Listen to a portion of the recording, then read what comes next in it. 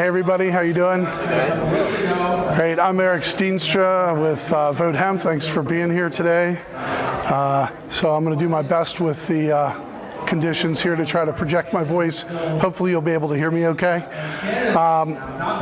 So I work with an organization called Vote Hemp. We're a nonprofit that's been working to change the laws to bring back hemp farming at the state and federal level for about 18 years. And so I'm just going to give you a little update on where, what is hemp, what's the market for hemp, what's the current policies, what's happening here in California. And so anyways, just give a little background, especially on why hemp is such an important crop.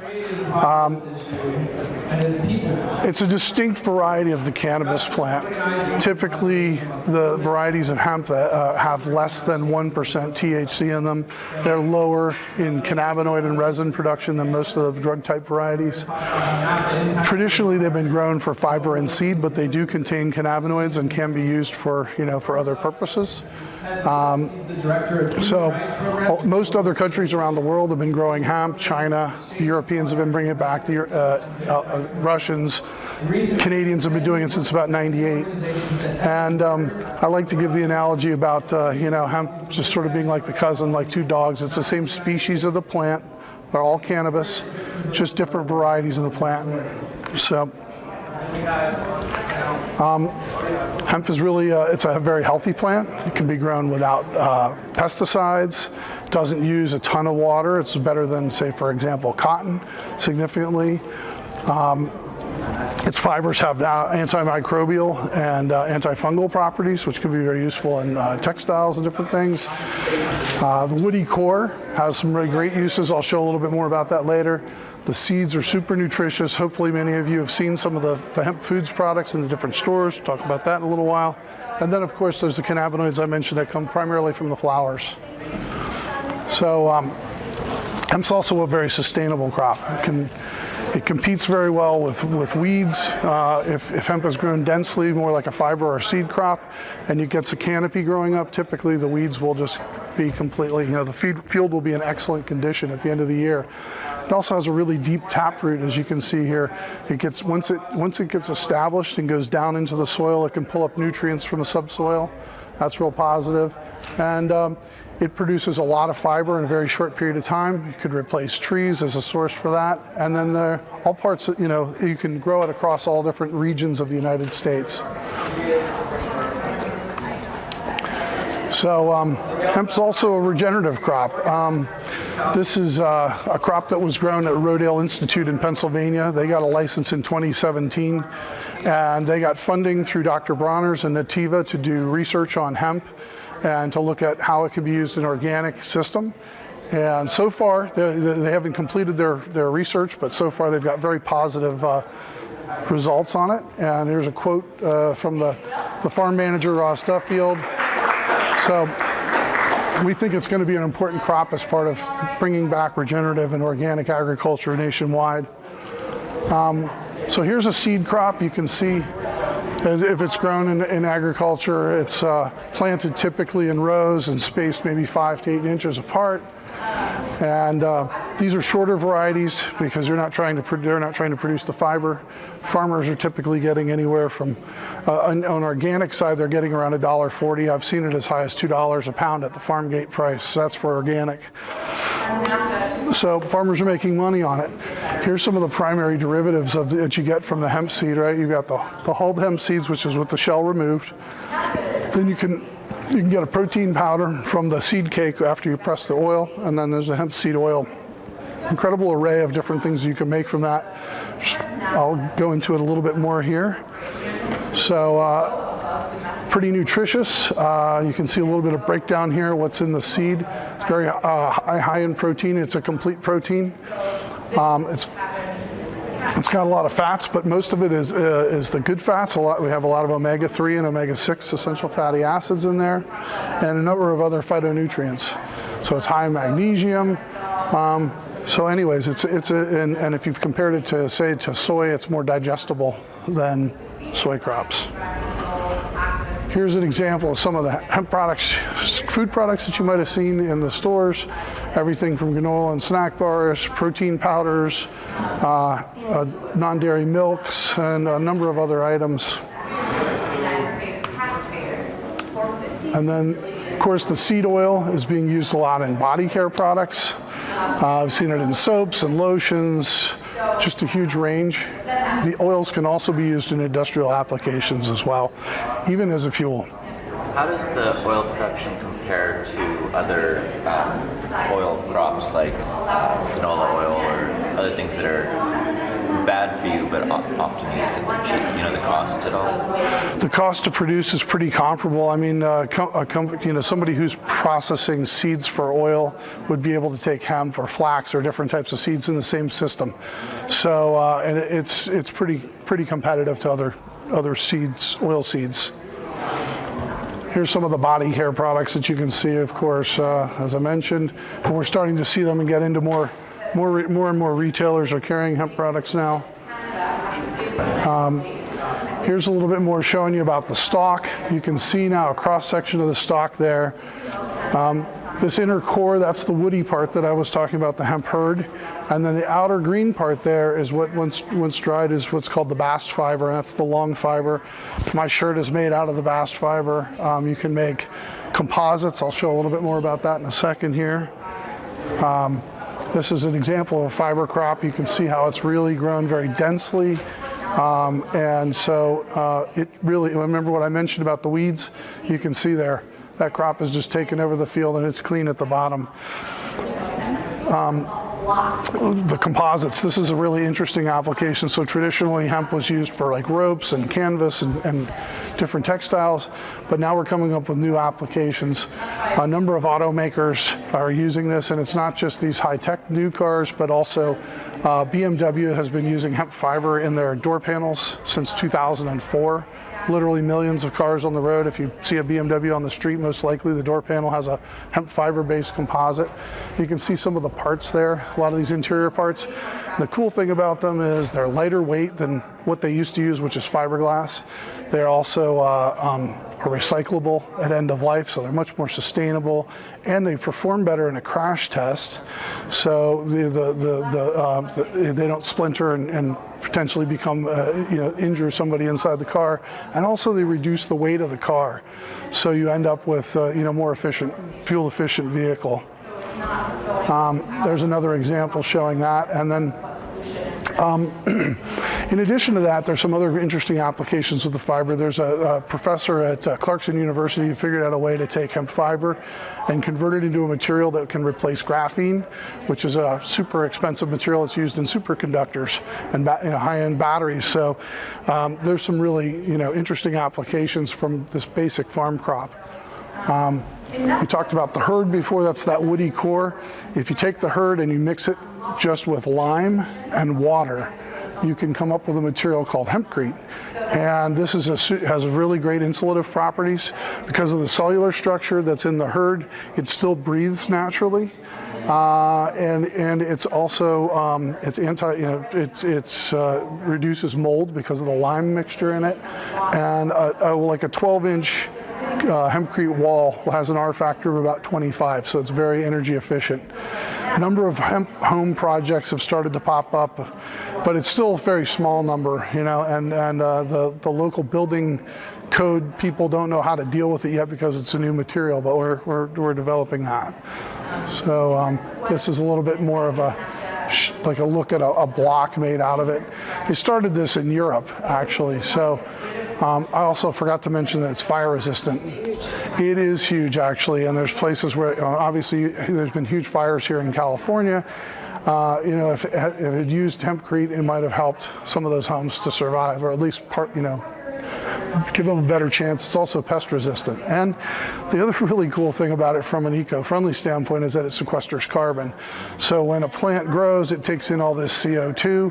When you mix that hemp hurd in with the lime and it hardens, you've locked in your CO2, so you can actually come up with a carbon neutral or carbon negative building process as a result of that. I mentioned the CBD. This is an example of how it's typically being grown right now, mostly in the US for CBD. I don't think this method is going to be sustainable long term, but basically it's similar to a marijuana cultivation method. A lot of the plants are being cloned. They're started in a greenhouse. They're transplanted. As you can see, they put plastic to keep the weeds out, so the plant's natural properties aren't being, it's not fighting the weeds and that kind of thing. And a lot of this is hand work. So not that there's a problem with all that, but I think in the end, I think ultimately we're going to figure out how to produce the crop as a more, where you can harvest it with machinery and that type of thing. But we'll see this. So this is how they're growing it. As you, of course, all the cannabinoids, right? Cannabis has maybe over 100 cannabinoids in it. Everybody's heard of THC. A lot of people have heard of CBD, but there's a number of other cannabinoids. There's also terpenes and other phytonutrients that are contained in the plant. So what you really want, when you're talking about CBD, what you really want is a hemp extract. If you get a CBD isolate, which a lot of people are trying to go to these days, right? What you've got is somebody that's gone through a chemical process to just isolate one molecule. Well, that one molecule might be useful, but what they've actually found is that it's a lot more useful to get an extract that's a whole plant extract. And so I think that's another important thing when you're looking for CBD products. I would recommend that you do your homework, see if they've done their testing, find out where it's sourced, find out how it's processed, check it out, because there's definitely, it's a fairly unregulated market right now, and there's some really good products out there, and there's some really bad products out there. So, unfortunately, there are some basic federal requirements for any dietary supplement. They're supposed to list certain things on there, but I think what you want to find out is where was it grown. I would recommend that you get U.S. grown. Ideally, there are some organic ones out there. If you can get organic certified CBD, that obviously guarantees you that the land that, the way it was produced is not going to put any toxins into that material, right? Because you're concentrating these oils from the plant, and that's also going to concentrate toxins if there's anything in there. So, but there's nothing that would say like whether it was one chemical or whether it was whole plant. You would want test results, so they should be able to give you a batch test result showing that they've documented that batch, and they should test for heavy metals and pesticides and anything that typical toxins, and so that you're going to want that. And then the test results, it also shows the amounts of the different cannabinoids. Exactly. So it yeah. has a range of different, it's not just isolated. Yeah. So the CBD market is growing something crazy. There's zillions of products out there. This is an example, but you've got CBD in gummy bears, you got CBD in tablets, you've got these type of tinctures. This is one company that I know that we've worked with. It's a really good company in Colorado, Bluebird, but there's a number of others. Like I said, lots of good companies out there. As you can see, they're marketing this as a dietary supplement. There's still a controversy about this. The FDA says that CBD is illegal. Well, this isn't CBD really. What this really is it's a hemp plant extract. It's a whole plant extract that happens to contain, it's rich in CBD, right? But that's what you want. So in any case, this market has just been taking off. You can see here in 2017, we were at $190 million in sales.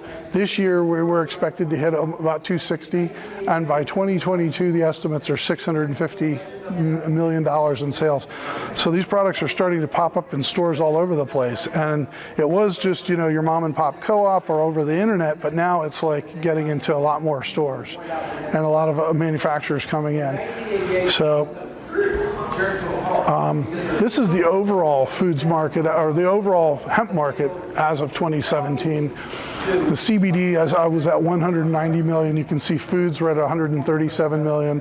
Personal care products 180. You can just sort of see the range there of what's mostly happening here.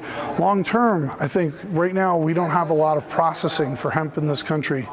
We haven't been growing it as a crop for a better part of 70 years, and so there's slowly people are starting to invest in that. But like the fiber side, for example, it takes a lot more work to harvest and separate those fibers and all that. It's going to take us some time to get there. So I think the CBD and foods, the seed and the cannabinoids is going to be the primary drivers in the beginning. I think long term though, this plant, it's going to be, this is going to be a major crop in the United States again. There's no question. It's just a matter of how long is it going to take. And I'm going to talk about how we're going to get there. So just a little bit more here. So we had, in 1970, Congress passed the Controlled Substances Act. In the Controlled Substances Act, they said that marijuana, which was defined as the cannabis plant, right, they had some exclusions, but basically all cannabis plants were considered to be marijuana.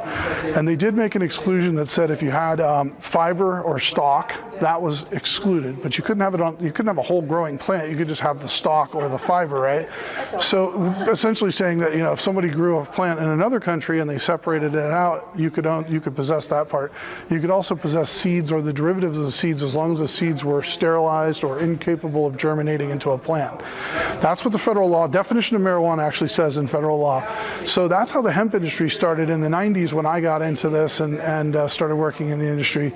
We had to import everything. We were going to Canada or to Europe or China or wherever to get hemp and either manufacture there or bring the raw materials here. And it was a huge, huge hassle. So in 2000, that's a number of people in the industry decided to get together and start Vote Hemp as a C4 organization to work to change the laws, because we wanted American farmers to be able to grow this. We want to bring this crop back and be able to source it here.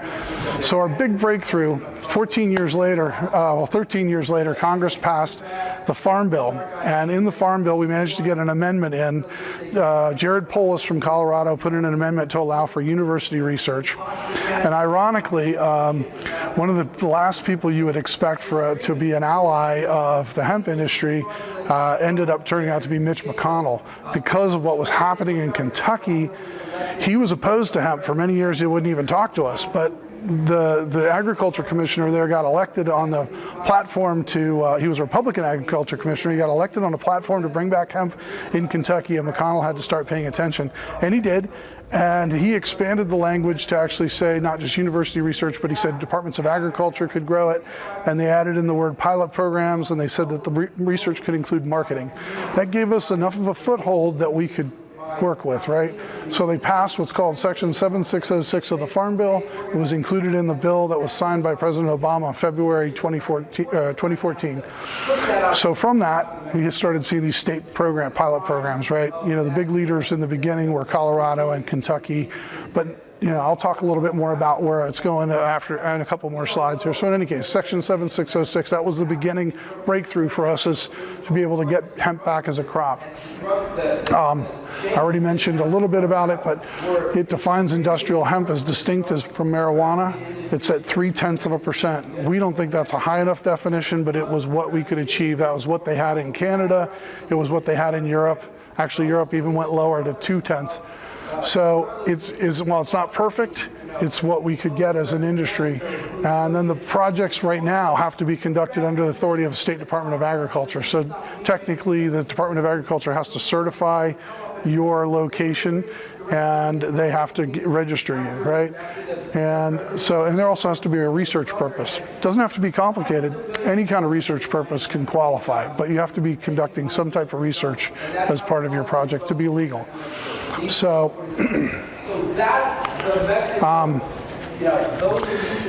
we fought, so in the beginning, the DEA tried to say, oh, it didn't mean what it actually said, right? And it took the industry quite a bit of work to fight with the DEA. They said that only universities could grow this, that individual farmers couldn't do it. They said that it could only be a few acres, it couldn't be 50 or 100. There was a lot of things. Anyways, we had to fight, and eventually we managed to they came out with this statement where they finally acknowledged that it was a legitimate program. The DEA, USDA, and FDA all did this together. So we got some positive things. They acknowledged the legitimacy of the role of the plant. They agreed to support research, and they agreed to include hemp in organic certification and other programs, right? But they still tried to limit it and say that it didn't include anything but the fiber and the seeds and some other limitations. So that's what we've still been up against. Despite all that, we went from, there were only 10 states that had passed legislation as of 2014 when that Farm Bill was signed. Today we have 40. And last year, 19 states actually had programs. You can see where the stars are here. These are all states that had hemp cultivation of some level. Everything from Nebraska, which was just like less than an acre at one university, to Colorado that had almost 10,000 acres grown last year. Now, this number's been growing so quickly, this slide needs to be updated, but there's actually 40 states total there. So anyways, then you can see the acreage. This was the 2017 acreage. You can see who grew what and how they did in 2016. And I have a copy of this if you want. I'll give out, if anybody wants a copy of this report, I've got that in my bag. I'll be happy to share it. But you can see where they grew it. So the big states were, like I said, Kentucky and Colorado. Minnesota had 1,200, New York a couple thousand, North Dakota, and Oregon. So it's growing. And Research? excuse me? These are all the research? Yeah, it's supposedly research, but there's a lot of commercial activity that's happening under that research because we said, hey, it says marketing. How can you research marketing if you can't produce a product or sell it or whatever, right? So that was pretty obvious, right? So this is where we were. Now this year, I think we're going to be at 25 or 26. We're still trying to get all the data on who all the new states are, but I also think we're going to be close to, we're going to be over 50,000 acres planted and probably over 75,000 licensed from 25,000 licensed last year. So here's some of the research that's going on. This is exciting. We had 32 universities that got involved. You can see it's all over the place. Kentucky had 6 or 7 universities, North Dakota, Purdue, which is a huge ag school in Indiana, University of Hawaii. So this is exciting. Finally, American researchers are able to work with growing the crop, and they can also work with it on other aspects and figure out what we can do with it, right? So we're also really excited about some of the work on organic and regenerative and the use of hemp as a regenerative crop. So in 2017, the Rodale Institute got a permit from the state of Pennsylvania to be able to do a research project, and they got funding through Dr. Bronner's primarily, who's just been an awesome supporter on hemp. We honestly, our organization has been supported by Dr. Bronner since day one. David Bronner's on our board. We couldn't have done all this without him, so I just want to give credit to Dr. Bronner's where it's due. But also Nativa also was very helpful too, and they supported this project.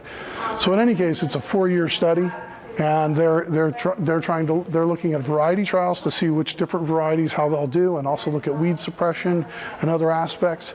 But as I showed earlier, Rodale thinks this is going to be an important crop in the future of organic and regenerative agriculture. So this was their field day. You can see on Rulak there from Nativa and a number of other people that were there for their field day. So we are really close to our next major breakthrough, right? I mentioned the Farm Bill. Well, every 5 years they have to redo that Farm Bill, and we're at that point right now. And so this year in April, Senator McConnell actually introduced a bill that was a new major expansion over what we'd had previously. It's called, well, let's see, let me just see if I can pop forward to that. Now, you know what, this slide needs to be a little bit updated, I'll just tell you. So it's bill is S2667. In any case, it's called the Hemp Farming Act. We got 29 senators to sign on to this thing, and I'm talking Republicans and Democrats. Chuck Schumer and Mitch McConnell are on the bill together. Like, this doesn't happen, right? It happened for us. So we reached that point where this is so bipartisan, right? Same thing happened in California. When we had bills here, we had Mark Leno, who was, a San Francisco Democrat, working with Chuck DeVore, who was an Orange County Republican, and they didn't agree on a lot of things, but they could agree on hemp. That's what we love about this issue. It's bipartisan, right? In any case, this bill was inserted into the Senate version of the Farm Bill. It's now going, it's in the conference committee process right now. We feel very strongly that it's going to come out, and the final Farm Bill that will go to the president's desk will include this provision to allow for state-regulated hemp farming. No longer will it be just research. Basically, the state will be able to present a program to the USDA. Oh, that's the other thing, is that DEA is no longer the agency in charge of this at the federal level. It'll be USDA. So we go from being a drug to being a crop, right? This is agriculture, not drugs, right? We don't want the DEA involved in this. So it's a big step forward. Here in California, there's a lot happening too. We worked for 10 years to try to get legislation here in California. It was a frustrating process because we had a really strong, I mentioned the consensus, we had Republicans and Democrats working together. We'd pass these bills almost unanimously, and we sent it to first Gray Davis. He vetoed it. Then we sent it to Arnold Schwarzenegger twice, veto. And each time we changed the bill and try to address their concerns. And then we sent it to Jerry Brown the first time, and he vetoed it. Finally, the second time around, we got it through. And so in any case, it's a pretty bad bill because, as you can imagine, when it's been through the process that many times and been watered down and whatever, it wasn't a great bill. But we also saw Prop 64 coming forward, and fortunately David Bronner was supporting those folks, and we said, hey, why don't we include some hemp language in there? And so we were able to do that. Prop 64 took us where we couldn't get with the legislative process, right? But it also created a bit of a mess because we had the language from the original bill and Prop 64, and now we had to kind of figure out how they all could be all put together, right? So in any case, the California Department of Food and Agriculture, CDFA, has already got working on a program for this. They're working on regulations, and we just got a bill. Let's see if I can show it. SB 1409 just passed the legislature last week. It's sitting on Jerry Brown's desk. I couldn't have better timing being here in front of you. I'll tell you more about the bill in a second, but we want you to go to votehemp.com and take action. Just go to votehemp.com/take action and share this with all your friends here in California, and send a letter to Jerry Brown saying we need you to sign SB 1409. What the bill does, we'll go back to that a second, and I'll come back to that slide in a second. It harmonizes the language between what we got in Prop 64 and the original language with Mark Leno's bill. It also deletes some bad requirements. It deletes a requirement that hemp seed had to be certified, which would have really hampered the industry. It authorizes hemp to be produced by clonal propagation, which allows for production for CBD, that kind of thing. They even put in the original law, they put in a provision on ornamental cultivation, right? So that meant you couldn't tend your plant. Well, this was like they were worried that there was originally a worry that people were going to grow marijuana in a hemp field. The reality is that that's crazy, because if you're a marijuana grower, you don't want hemp anywhere near your crop because you don't want the pollen, right? So, or other things. But anyway, so in any case, it also removes this definition of hemp as only being a fiber oilseed crop. So this is a good bill. We just put out an email on this today. If you haven't already signed up on our newsletter, please do so when you go to the site. But please go to votehemp.com/take action and tell Governor Brown we need this SB 1409 to be signed. And hopefully by next year, there are people that are already growing hemp in California. I can tell you right now, they're not following because there's no regulations in place. They're just doing it. And Jean maybe can speak to it a little bit more than I can. Jean works with me, and she lives here in California, and she's been working on this. If anybody's curious more about what's going on, I'd be, Jean, if you want to talk. But that's pretty much my entire presentation. So, if Jean, if you want to add anything. No, okay. I know I'm catching you off guard, but anyways. I think everybody's stunned that California is behind the pack, but that once it gets going, watch out. Yeah, it's really shocking. It was a difficult legislative process, and Kamala Harris didn't help us either, because when she was Attorney General, she put out a ruling saying that what other states were doing, California couldn't do, that only universities could grow it. And so anyways, California usually is the leader on a lot of things, but in this case it wasn't. One point that's interesting, California is the only state that has delegated administration of hemp to counties. So you're really going to see quite a diversity of strategies and permissiveness, whatever. And you already are. Right? There are counties that are turning a blind eye to hemp, and there are counties that are turning it right now.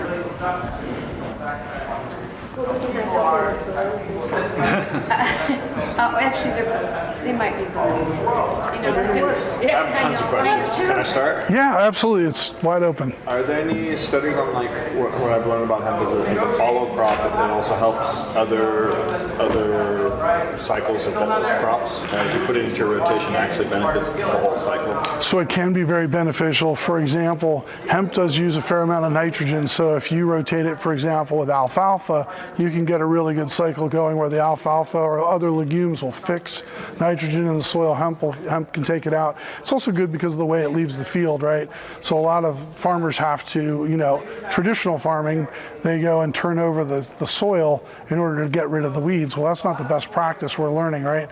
Regenerative is going to help us figure that out. But in the fact that, I think I showed that fiber crop, you can just see what it does to the weeds, because it develops this canopy and it just shuts everything out. So there's other advantages too, but I think that's the main points. So if it's being grown that way, it would probably be largely a monoculture. Are there ways to grow it as along with other things, or is it best to grow it as a monoculture? No. You can absolutely go it with other things. There's no reason you shouldn't. You should. I mean, that's the problem we have in the Midwest right now is everybody's growing corn and soy. Yeah, and I'm advocating hemp as part of more diversity in agriculture, not as to replace everything else. So yeah, I totally agree with you. Yeah. So is there already development of the industrial side of using hemp? Or are these, what's it being used for now in these existing states and growing? Yeah, so there's, I don't know when you came in, but there was quite a bit of sales on, so it's being used for food. That's a significant part of the market. It's being used for textiles and clothing. This shirt, for example, it's being used in auto parts. Yeah, it's a wonderful textile. I have shirts that I've had for 20 years and they just wear in, they don't wear out, right? I love them. It's my favorite stuff. So, but so there's so many. They say that you can make 25,000 products out of hemp. I think it may be even more. But yeah, it's a pretty diverse crop. Do a Hemp for Victory, a new Hemp for Victory campaign. Yeah, absolutely. That's a great point. Yeah, I like that. I have a question. I love the hemp milk, and would you say they use a lot of chemicals to grow it, or just because it's such a robust plant they don't need to? Yeah, honestly, so if people that are growing hemp conventionally, here's what I can tell you: that they put in fertilizers like they do with most crops. As I mentioned, it takes a fair amount of nitrogen for it to grow well. So if it's being grown conventionally, there's going to be some of those types of things. They don't spray any pesticides on it. There's a possibility that they might, depending on the farmer and their practices, that they might use an herbicide before to prepare because this is traditional farming. That's their mindset, right? Do they have to do that? No, they don't. But if you get it, get organic. I mean, if you look out there, you'll see that there's some hemp milk, but there's a couple different brands, and there's probably some organic out there. If you can get the organic, then you're supporting. You're supporting good, clean hemp, and not something that might have. I have another question too. Sorry. Yeah. The distinction between the marijuana and the hemp. Is this true? There is just the amount of THC and CBD, or in the plant, the percentages. It's just if it's more, if it doesn't get you high, then it's cannabis. But if it does, then it's marijuana. It's not quite that simple, but typically all the varieties that farmers have been growing for industrial purposes, right? The DEA actually has a word for this. When they go out and they seize zillions of plants, right? Most of it's actually not really cultivated marijuana, and the word they use for it is ditchweed. And you may have heard of that word because it's you wouldn't want to smoke that shit because it's not going to get you high. You're going to get a headache. It's bad. It's not. So hemp varieties of cannabis don't largely produce a lot of resin and don't produce a lot of as much of the cannabinoids, right? And to be honest with you, I mean, in my opinion, right, there's a lot of people that have hybridized. They've taken drug type varieties of hemp or cannabis and hemp varieties and come up with higher resin producing plants that they can get the CBD out of, right? But in general, if you're going for the cannabinoids, you're better off going to a dispensary and getting something where they don't have any restrictions on what the plant cannabinoid profile can be, right? So you're here in California, you guys have a lot of options. There's some great CBD products out there. I'm not saying don't buy a hemp CBD product. I'm just saying if you're looking for diversity in that, you can get it that way. So, but I mean, generally, there's just a huge amount of diversity in the plant, so there's no hard and fast rules. There are some hemp varieties that have a little bit more THC than what the sort of typical is, but mostly it wasn't grown for that, right? So it's basically the same. I still don't understand. It's just the same plant, but I showed the dogs earlier, right? The Chihuahua and the Saint Bernard, right? They're both canines, right? They're both, but they're very different, right? And that's what I'm trying to get at is it's just the diversity of the species of the plant, right? Yeah. 100 varietals of tomatoes or 500 varieties of tomatoes, fruits. Oh yeah. Is there a wide diversity? Oh, you can go first. That's Well, it'll tie into his because what I hear about this THC CBD thing is some people have hybridized, and then to comply with the 0.3, they harvest early so the THC doesn't express itself. Is that the common practice? It's true. It's a tricky prospect, right? Because CBD and other cannabinoids are all. But yes, there are people that are trying to test their plants right up until they get to the limit, and then cut it before it gets to the point where it crosses the line. This is why I said you're better off if you're really going for the right cannabinoid profile. You're better off getting marijuana than you are because you don't have a restriction. I even heard that growing hemp in alternation with other crops. I'm sorry, that it would what? Growing hemp and alternating it with other crops will actually rest the soil and whatever the soil needs. Well, I think. Alternating with hemp. Yeah, so I mean, he mentioned monoculture, right? And generally, the more diversity you have in your crops, the better it is for your soil. But you also need to rest your soil. Like you don't want to necessarily grow a crop every year. You need to let that grow fallow sometimes so that it can regain some of its. But the other thing that's interesting about hemp that I like as far as the soil is concerned is the way the taproot works, right? So the hemp has a really deep taproot, right? And that does two things. First off, it pulls up nutrients from the subsoil, and secondly, it also helps to break, to aerate the soil really a little bit. You know what I mean? Because it gets down in there, and the roots get in and open it up where it doesn't maybe get. So I think that's an advantage. I was just wondering, how about, I know as paper products, for example, back in the Yep. early 80s, there was a pamphlet that they handed out that was like, how many ways it saved George W. Bush's life. Yeah. The airplanes that he flew in the Air Force were lubricated Yeah. by hemp oil. I remember that one. Yeah. Just this whole long list, but the Declaration of Independence and the Constitution are all printed on hemp paper. Yeah. The reason why it's still around is because it doesn't degrade, it doesn't, UV, all those things, that it makes this superior quality paper without all the dioxins Yeah. and all that so. Exactly. So a couple of interesting points on that. It's great that you mentioned it because I didn't really talk about paper. First off, yeah, you can definitely do that. In fact, there was a researcher, USDA had a researcher from about 1900 up until the late 30s named Leicester Dewey, who was researching hemp. And one of the things that he did was he did a research on using the herds, the woody core, to make paper. And there's actually, we developed a website we bought his diaries, and we put up a website for that. If you want to learn more about it, go to LeisterDewey.com. It's LYSTER Dewey, DEWEY.com. But then a couple other interesting things. You talked about the history, right? So this is pretty cool. I lived in Virginia for 30 years. I live in the DC area. Mount Vernon had a hemp crop this year. They just harvested it. If you go to their website, they're talking about it. There's it was in the newspaper. I mean, some of these people that have couldn't touch it, because they have a working farm at Mount Vernon, for example. They like to show how George Washington's farm actually worked, and what they did with it. And they used to only be able to talk about hemp. Now they actually could grow it. I thought that was kind of cool. So, It was like even the, Constitution.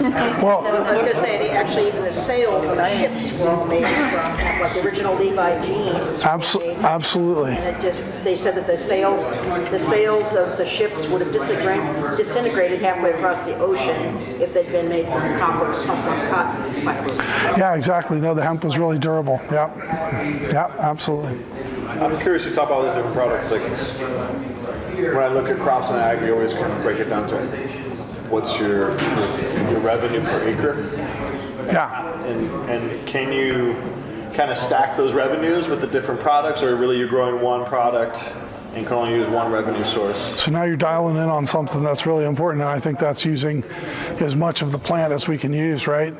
And so the answer is yeah, absolutely. I've seen it done. I mean, it's being done right now. I know some people that are doing it here. So in terms of the revenue, that was your first question. It's a pretty wide range, and obviously farming is an uncertain business with a lot of risks, right? There's weather, there's all sorts of things that play into what happens with a farmer and their crop, right? This is why they have crop insurance and all these supports for farmers and whatnot, because this is difficult to do. But Typically, like the seed, for example, in Canada, farmers were seeing anywhere from 200 to 500. I'm giving you sort of averages per acre net returns on growing hemp, right? And as compared to other crops, that varies year to year, but generally farmers have been pretty positive about it. I mentioned, for example, in organic, I know some farmers in Canada that are growing using irrigation, and that are able to get over 2,000 pounds per acre of seed yield, right? And organic, and they're selling it for $1.40 a pound. Now you can do the math. There's some pretty good money in there. Is it easy to do that? It's probably not. You know, like they've got it dialed in pretty good. So there's potential to go anywhere from, you know, making just a little bit of money to making pretty good money on the seed. The fiber is a little bit more. Probably you need to have that multiple use thing, right? And so actually, where I think this CBD thing might be headed, right, is where you develop a modified combine, right? So a combine is to take the tops off, right, the seeds or whatever, right? But if you put a cutting bar on there, there's the potential to harvest the tops, get the flowers, and harvest the stalk and get the fiber. The tricky part is that, you know, in your ideal scenario, you might harvest at a particular time for fiber and a different time for seed and a different time for the CBD or whatever. So figuring all that out, dialing that in, we got a lot of work to do to figure it out. But I think, and even the roots. There's a guy named Ethan Russo who's an excellent expert on cannabis. He does a presentation talking about the roots and what the value is on that. I can't even go into it because I don't know that much about it. But if you look it up, there's pretty good value in the root. There's nothing in that plant that you can't utilize. There's nothing that has to go to waste. It all can be used. I had heard that the stalks were very good building materials because they are naturally antibacterial. Is anybody doing something like that with, you know, instead of fiberboard and so forth? Making Yeah. So I did show a little bit on the building materials thing. Let me find it here. If I can get back to it. Here we go. Whoops, one too far. So this is a house that was built. So first off, you mentioned antimicrobial or whatever, right? I think that actually has more to do with this fiber. So when you look at the plant, right, what you've got here, let me get back to it. Okay, the stalk, right? You've got two parts. You've got the outer part of the stalk is your bast fiber, right? That bast fiber is what has really nice antimicrobial. I don't know particularly about the herd, but I can tell you that in terms of the building materials, the big advantages were the fact that it has high insulation, that when it was mixed with lime, which is what you mix it with to make that building material, it was anti-mold. So you have, and it's also very fire retardant. I mean, I saw this, there's a demonstration you can look up on YouTube, hempcrete and fire or something, like just search that, right? And you can see a guy just putting a blowtorch on this thing for like 10 minutes and it never ignites, and there's a little tiny burn hole, but it doesn't burn. It doesn't, so it would burn if it was just the herd, but when you mix it with the lime, it then becomes like more like a concrete material. So, in other words, like a fire that came through Sonoma County or something. I remember. Those houses might have survived if they were using this material. Yeah. Now obviously they got to look at the other materials in the homes as well, because if you got a wood roof, it might, But yes, you're right. This. You build your walls out of that. No, there's absolutely people that are doing that right now. I know in Colorado there was a house that burned down. They're replacing it with a hempcrete house because they Just can't insure it, right? I think you could. You just have to find insurance companies maybe that, I don't know. I don't know the answer about that one. Insuring a home, I'm not sure if there's a. Yeah, I would think that there shouldn't be but you never know. Yeah. Have you heard how you could actually, if you don't cultivate, let's say the fruit from the cannabis plant, you just let it decompose it, actually puts back more in the soil than it takes out. Have you heard of that? So, well, it depends. So, I mean, the plant itself, when it's growing, takes from the soil, right? It's not giving to the soil, but when you harvest it, if you take some of the materials, let's say the leaves, and you leave them back on, or other parts of the plant, you can put some of those nutrients back into the soil. But in general, Hemp does not, I don't think hemp's really fixing any nutrients into the soil. Not as it's just growing, right? I was just thinking like when it dies and then you leave the flowers on there. Yeah, no, those will definitely add nutrients back. More back. Right, that's true. Yeah, if you mulch, if you take all the leaves and just leave them and go back to the ground, absolutely, they're going to send nutrients back to the ground. Yeah. Because that's the big concern that I have about the whole thing, whether it's the CBDs, the marijuana, or the hemp plants, is that using traditional methods, we're just going to end up in the same place that we are now, even though this plant has all this potential. There's nothing being written into the policies that say you have to cultivate it in such a way that actually replenishes and is regenerative. So we'll just end up with the same kind of thing. So, I mean, this fight for regenerative agriculture, it's not about one plant, right? It's about, it's a fight for, re-educating. I mean, this is like a massive re-education process. All I can say is, you look at what's happening right now with cannabis policy, right? 70, 80 years of like myopic, you can't grow this, it's a bad plant. The thing is, we learned that it was all lies, right? It was lies on the hemp thing. They said their hemp didn't have any value. I remember the USDA wrote an economic report saying, hemp will never be anything in this country, right? And the same thing with marijuana. They said it didn't have any medicinal value. All that's turning out to be a lie. So I look at what you're saying about regenerative, and I just say, we're going to figure this. We're going to figure this out. It sucks that we're polluting the planet with all the bad practices, but it's got to get there. We have to. Yeah, for me, I'm just curious because it sounds like it doesn't need as much pesticide and herbicide, which is a great thing. But I mean, it's like any plant, right? It's great that it's going to be. If you have farmers growing it, there's going to be chemicals. Like right now, there's people that are growing hemp. It's not all organic, and there's people that are using conventional chemical fertilizers. I mentioned that some farmers use herbicides to prepare the fields. That's the reality. I wouldn't like to see that. I'd like to see it all be growing organic. But what you can do is you can support those products. Look at Nativa. John Rulak, he was here. I talked to him. I know he and I didn't end up connecting because he's going to back east. But in any case, he has been committed to organic hemp. Dr. Bronner's committed to organic hemp. Support those companies that are supporting organic, and that's how we grow that market. Is use your dollars, vote with your wallet. So a lot of the vilification of hemp is because marijuana and hemp are interchangeable to many people. I didn't know the difference until 3 months ago. Yeah. Where I was standing online and another client just explained to me what the difference was, and it was that THC CBD thing. So he was explaining it to me, and I actually started to understand that there is a difference in how it operates. Like, I'll do a high THC vape to go to sleep. I'll take a CBD gummy to stay asleep. That's how there you go. But I didn't before that. Like, somebody actually had to explain it to me. Well, and it's way more diverse than that, right? Because a lot of people just want to get into the THC and CBD, but there's the terpenes plays a huge role in what the effects of the plant are when you're inhaling the vapors, right? And other cannabinoids can have an impact too. So continue to do your research because there's, depending on what you're trying to get from the plant.